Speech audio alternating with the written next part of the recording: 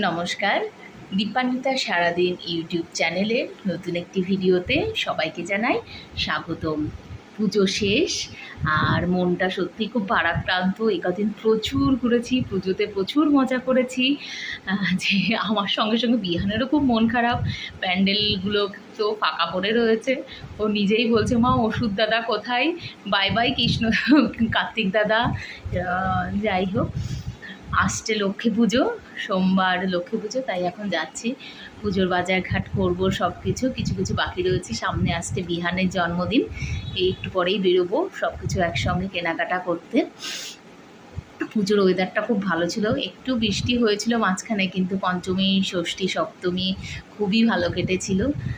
আর আসছে বছর তো আবার মায়ের জন্য অপেক্ষা, এই আর কি। চলুন, এই বাজারে যাচ্ছি, পরে দেখা হচ্ছে।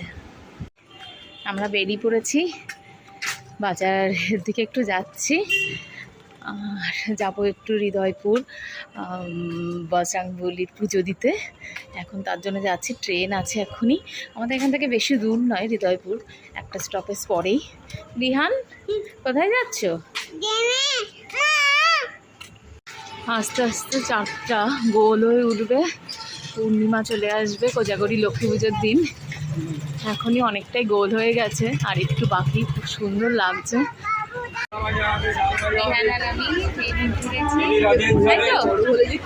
কোথায় যাচ্ছি?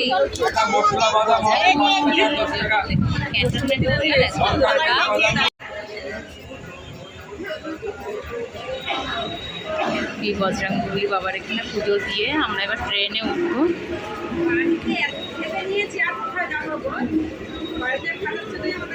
মোমবাতি জ্বালিয়ে দিলাম, ঠাকুর এসে গেছে।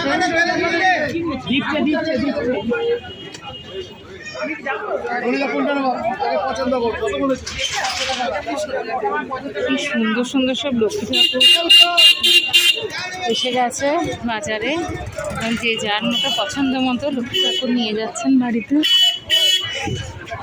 আর বাজারেও দশকর্মার গলিতে ভিড় শুরু হয়ে গেছে।